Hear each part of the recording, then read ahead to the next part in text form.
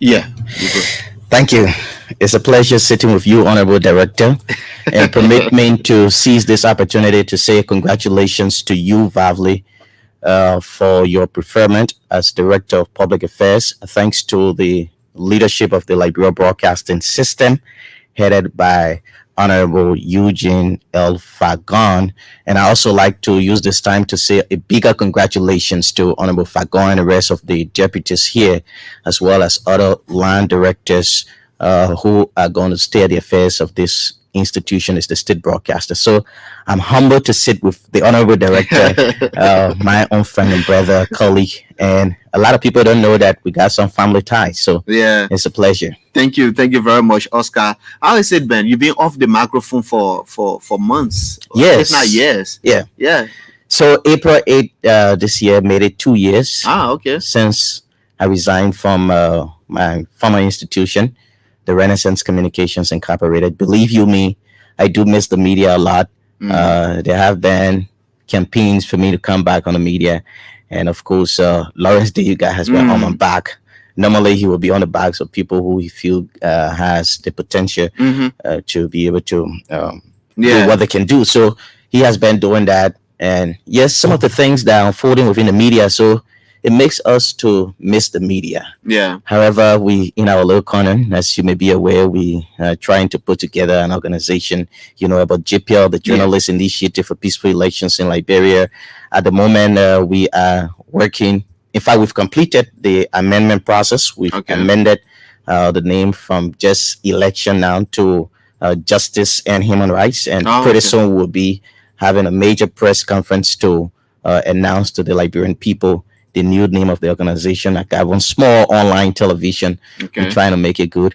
At the same time, I must say to you, Vavli, that I'm privileged to have a very cordial relationship with the security of the state, specifically the Liberia National Police, but even more so the armed forces of Liberia. Like many, Liberians will say that we are working with the military. No, we are not. It's just the privileged relationship that we have with them. So yes, that relationship has been there from the former Chief of Staff, Major General retired Prince Charles Johnson III, and it has extended to the new Chief of Staff of the Armed Forces of Liberia, for which I am grateful, Brigadier General Davidson Fuller.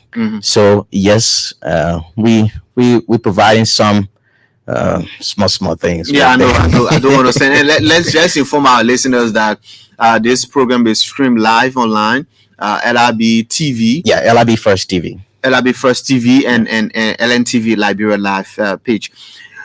I know you have this relationship with the army, but a lot has been happening. You want to update us about some of the issues with the security sector. You have an insight into the security sector, especially the AFL. What's going on? Yeah, so a lot of you, Vavli, and even the Liberian people will think that I am well versed with happenings within the security sector. However, I can clearly state that my knowledge on some of the things that I know within the armed forces of Liberia is on a need to know basis. So I am not privileged to certain kind of information, even though I have the relationship with them, even though I promote them, especially the positives, trumpeting the positives that they are involved into. But it's on a need to know basis, because we're talking about security. However, I can say to you that things are working relatively well since the transitioning from the former Chief of Staff, who is now the Director for the National Security Agency of our country, a noble statesman, Honorable Prince Charles Johnson III, to Brigadier General Davidson Fuller, who has taken over as the Chief of Staff. A lot have been going on, and I must say that the military of our country is in tight. The new Chief of Staff is well on course. He has been making several tours. Part of the things that I've observed from the new leadership of the armed forces of Liberia, because it's not just the the chief of staff, Yeah. but even the deputy chief of staff and the rest of the other hierarchies within the military of our country, they've been in showing that they can keep the morale of the soldiers, the men and women in green. You know, the situation that happened Yeah. Yeah. on February 11, Mm-hmm. if not February 12th, Yeah. extended to February 12th. So one of the focuses of the new chief of staff Mm-hmm. is to ensure that he builds relationship with the soldiers for the purpose of keeping the morale of the soldiers, because Why is it important? it is very important, because you don't want the morale to die. You don't want it to drop, Mm-hmm. because were that to happen, the soldiers are going to be demotivated. Mm-hmm. The Because soldiers they have this huge responsibility of defending. defending the territorial borders of our country. You know what it means already for you to form part of an institution wherein at any point in time you could lose your life or whatever. So you got to keep the spirit, you know, rejuvenated all of the time, so that the guys are in high gear to do what they have to do. As you may know by now, our armed forces of Liberia has moved towards just using the arms and ammunition in terms of combat readiness. But the armed forces of Liberia has now moved to what we call a force for good. So they are primarily concerned about ensuring the citizens' relationship, to ensure that the public has a fair appreciation of our armed forces. So the chief of staff has been reaching out to troops since he took over.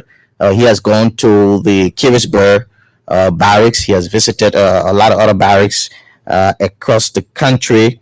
He has also visited Camp Nama, wherein at Camp Nama before, I remember there used to be this agricultural battalion that was at Camp Nama. He has visited that the Camp Jackson military barracks also is one of the concerns of the new chief of staff for the purpose of decongestion.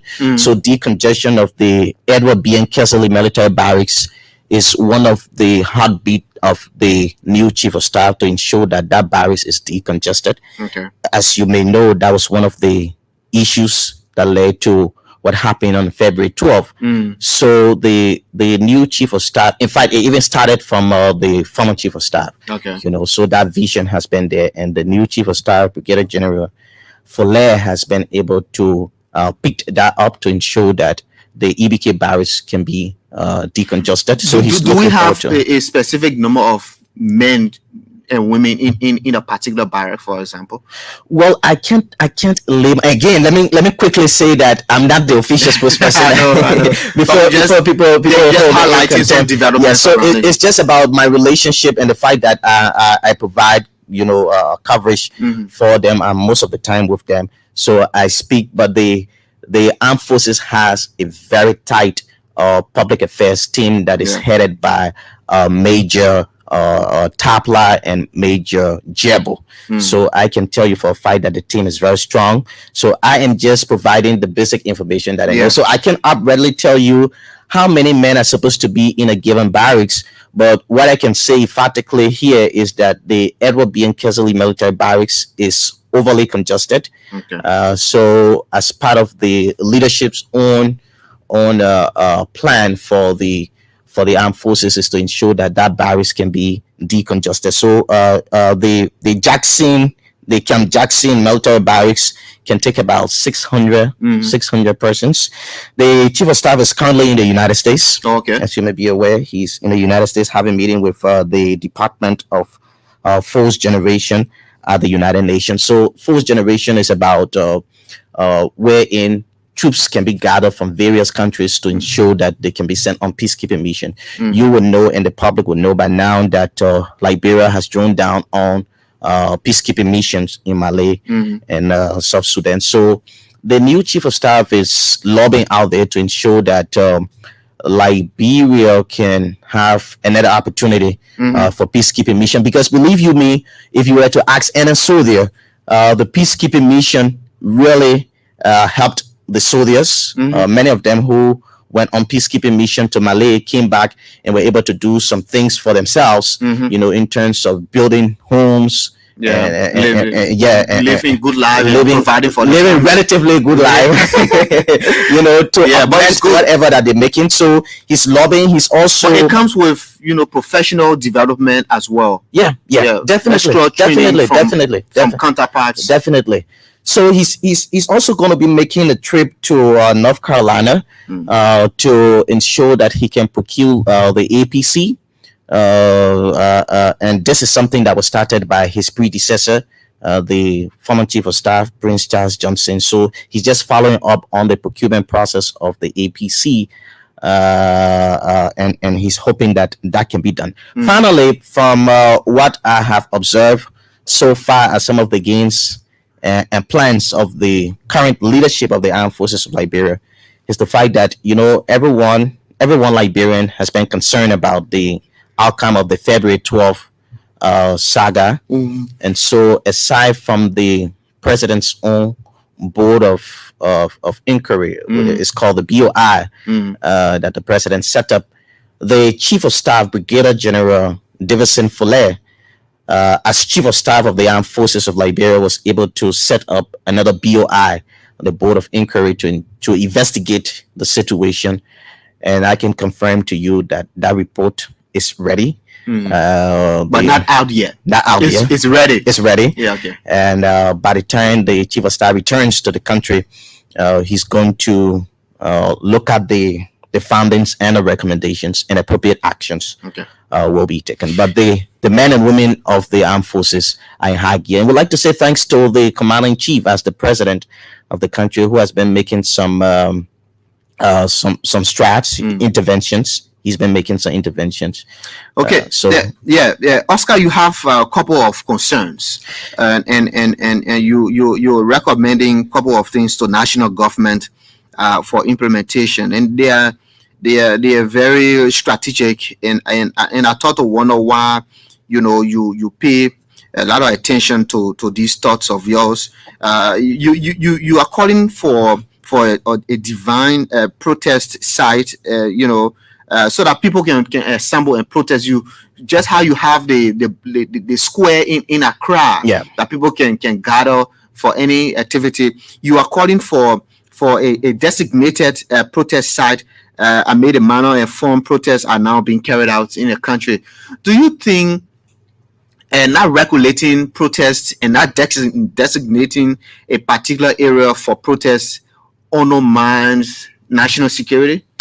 yes, I hold that opinion, that not having a definite or designated site for protests seriously undermines national security and poses a very serious threat to our public infrastructures. Mm. Finally, you will recall, even if you and myself were not around during the 14 years civil crisis in this country, we've read history, we've studied the history of Liberia, and we listen to people who describe the 14 years of war as senseless war that was being fought in this country.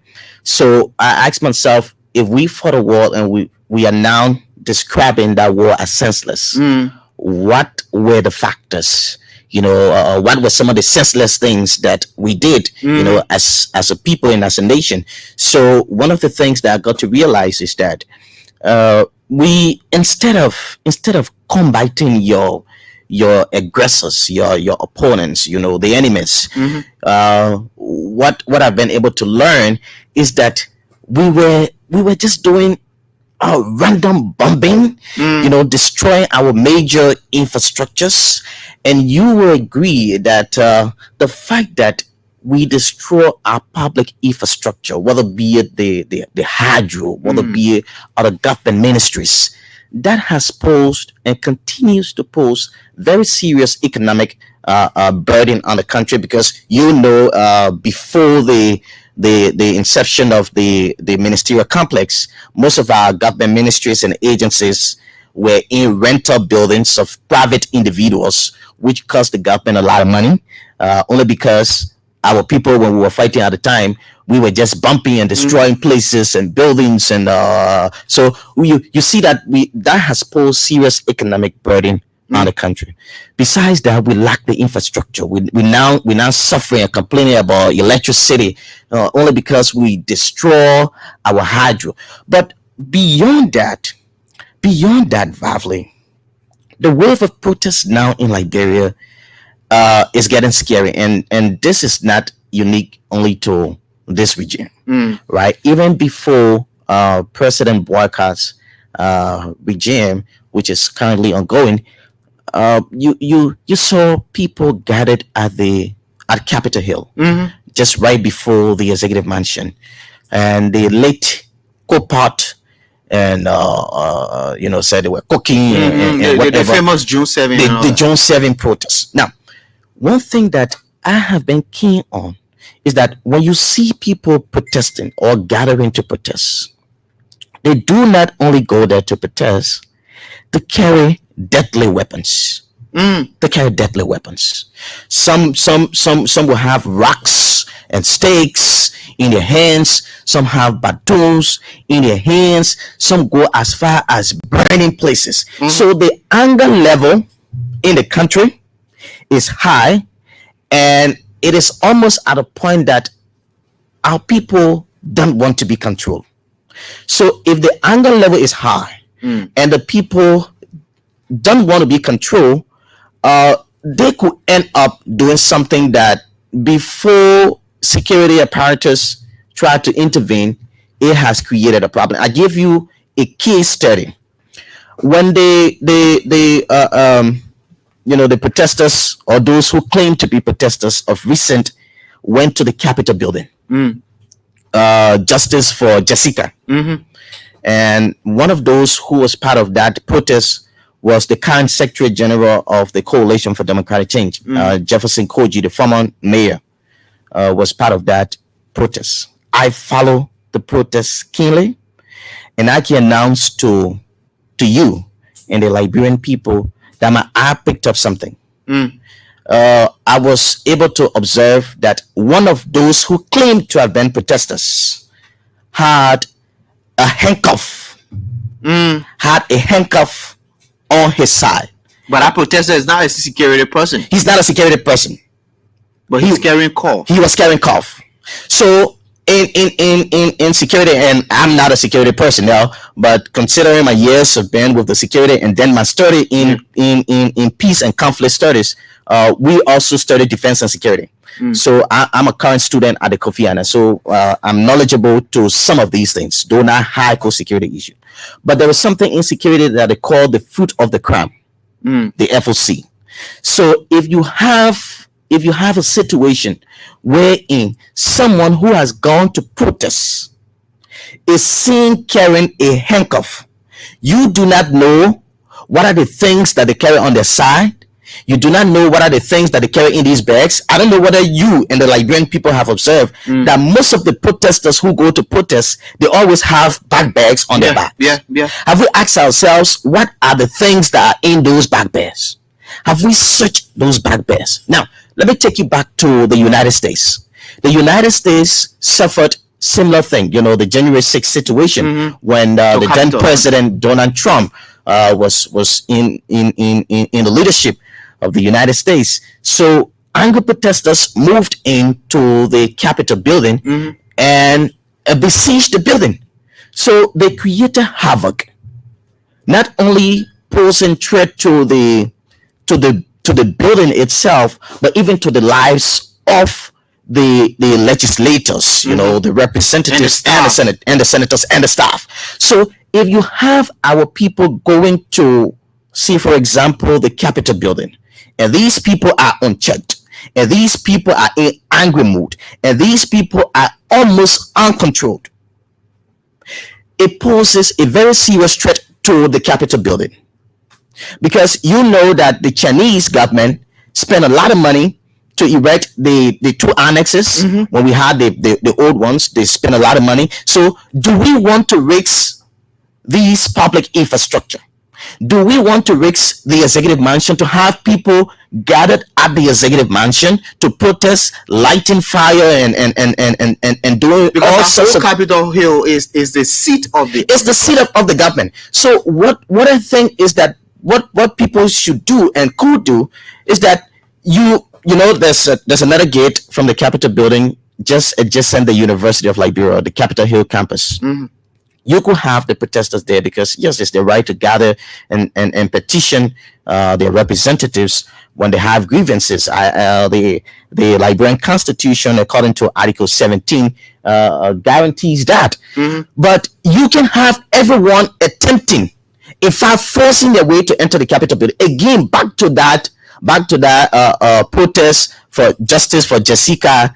On that particular day, you could see that the guys were even forcing themselves to enter the building itself.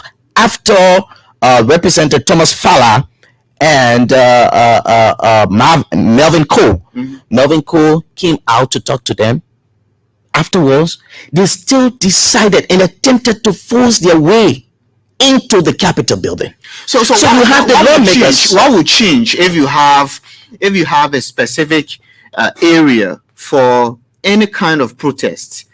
Say for example, you have this square or this very big field, and the government, you can construct whatever there and say this is a place for national protest. Yes. What would change? So what would change is that you're going to have people being orderly. Now let me read Article 17 for you of the 1986 Constitution.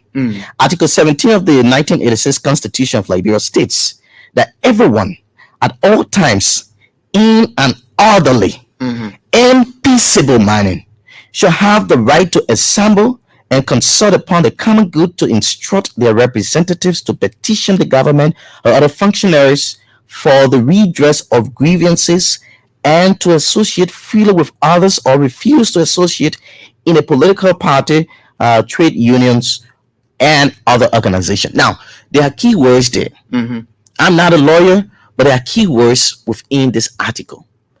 The article did not say that people can just protest. No, it said assembly. They said you can assemble, but that assembly should be orderly. There are two keywords. I don't know how many of us have given priority time to look at those keywords. Your assembly should be orderly. It should be peaceful. So let's tackle the issue of orderliness. If you have protesters getting on the street and taking over the entire road, impeding the free movement of other people, is that orderly? Is that what you define as orderly? So orderly would mean that, okay, yes, we have to take one side of the road. We have to ensure that others, have the free movement because that's their right. But if you take over the street, if you are seen holding sticks and deadly weapons in your hand, like the university situation, where former Representative Kairos Green led group of talks on the university's campus, you saw that they were having deadly weapons in their hands, and they took over the entire street, and so that poses fear to the many Liberians. So that is not orderly. Peaceful. How can you say your assembly is peaceful when you carry sticks and you carry batons and you carry handcuff as protesters? Where are you getting the handcuff from? What are the things that you got in your bags? So we should not overlook these things, in as much as I am not saying that people should cut a protest, but I am saying it is about time that we give serious attention to the kind of way that our people are protesting. We give serious attention to protecting our public infrastructure, so that one of these days hell cannot break loose. That these guys will get very, very annoyed. They will reach to a point that they cannot be controlled. The police might not be able to contain them. Before you call in the military, a damage has already been done to public infrastructure and even to the lives of the lawmakers. And I want to seize this moment to call on the lawmakers themselves, because they themselves are not safe. Let's forget about the politics about it. Wherein maybe people are anti-government. There will always be this thesis and antithesis syndrome, where those in government, those out of government will feel that those in government are not doing what they should be doing, and they can do it better when the opportunity is afforded them. But let's forget about the politics. If you have group of aggravated or people who are very, very annoyed, coming and the article says to address their grievances, to find a redress, but it's like they are demanding Yeah. You know, they're Oscar, not coming for nowadays, redress. nowadays you don't see petitions. All you see is people venting their The anger. anger. Yeah. You know, so Yeah. I know. I mean, So that particular protest for Jessica, the group did not present any petition. I don't know whether you follow. Yeah, For me, I did. I follow most of the activities. We are not talking, but we are following most of the activities. One young lady just read something from her phone. I don't know whether it was reading, but she read something from her phone. When Representative Cole asked her to present a copy so that he can be able to take to the leadership, they said and they were very derogatory in some of the things that they said. So we cannot continue to risk our public infrastructure, and there are laws. You know, there are international and domestic legal framework to these effects. Even when it comes to the use of force and some of the things that the police has to do, the police has the right to disperse, or whatever crowd, and subsequently, I know we're out of time because there are other issues we can talk about. But I am very particularly clear on this. particularly you are also I mean, just looking at us, the media people, the role that we play in these activities, and sometimes I don't know if you are following. I know you are out of the media, but you have a better view of what's happening with the media landscape as you are, not in mainstream, but you when you are outside, you see more than we who are inside. But based on that, you are saying that there's a need or to enforce a national media council for the purpose of regulating media conduct, broadcast as a means of protecting the country's peace and security. Again, you tie this to national security. Yes. So the actions of media practitioners in this country have the proclivity to either unite the country or to destroy the country. I don't like to refer to the Rwanda situation, Radio Kigali. It's a famous story, and we saw the damage or damages created as a result of bad media or broadcast or media content. Are we seeing it in our country now? We've been experiencing it, but Vavli and Liberians who are listening to me, I think it is getting out of hand. Journalists should learn to be journalists. If you want to be politician, forget about being a journalist and be a politician. I don't see wherein a journalist will sit behind his microphone and use all kinds of invectives on national leaders. And then someone said, but it started happening ever since during President we had time, it happened, nobody talk. So I have put out this challenge for anybody to tell me during President Weah's administration, which journalists did insult the president as the way the president is being insulted. You have somebody calling themselves journalists and calling the president puppet and calling the president criminal, somebody who professes to have gone to even law school. You sit and then you term somebody as criminal when you don't know when a person can be described as a criminal. And then you use all kinds. No, it's not only with the president. There is no fear on the part of some journalists in this country. And if care is not taken, that is tantamount to incitement. That is tantamount to provocation.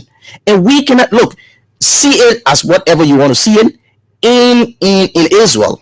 In Israel, just a few days ago, in Israel on Sunday, which was May 5, the Israelis cabinet unanimously voted to shut down Al Jazeera on grounds that the broadcast posed national security threat. Similar thing happened in Burkina Faso, the latter part of April. We are not saying that the government should shut down media institutions in this country, but media institutions must learn to be responsible. So people say there is freedom of the press, freedom of speech responsibility. That's why they say the abuse thereof, you are responsible for that, because the crafter of the article of the Constitution knew that while it is true that people should have the right to speak, they should not abuse their speech. So there should be a creation of the National Media Council. There should be a creation of the National Media Council. If there is one, it needs to be enforced, because we cannot have journalists. And I have to say this because if we keep quiet as journalists, it will look like, without disrespect or trying to pick bones with the motorcyclists, the motorcyclists have this kind of unity or union wherein when any of their members, Mhm. have hit a car or whatever, even if that member of theirs is in the wrong, they will protect their Yeah. member. They Very shoot, united on yeah, that. they shoot, and they don't say the wrongs to their members. So as members of the fourth estate, we cannot tread upon that same path. If we have some of our colleagues We want to who get better are at injuring beating on ourselves. who are injuring the high-end reputation of people. Somebody just get ready and wake up and just insult someone. You take days on your radio and just insult, and look, it is reaching to a point that the government needs to act. Okay. Oscar, we have to end there, but thank you very much. I mean, it is a running discussion. It is, topics that we can have. And this is where we need to have the policy makers acting on these kinds of recommendations. Definitely, and I want to agree with you on this. And this is a campaign that I'm not trying to take glory. I don't want to see division within the media. Equally so, we cannot hurt this country as a result of bad media conduct, and we must be able to regulate. Okay, Oscar. Thank you very much for having a chit chat with me this morning on the Super Morning Show. Thank you, Honorable Director, and we like to say congratulations to the entire team here. Thanks to Honorable Fakon. We hope to pay an official visit, to say thank you and congratulations to our own Cecilia Clark. Yeah. Officially Unit 122 of the Liberia National Police. Thanks,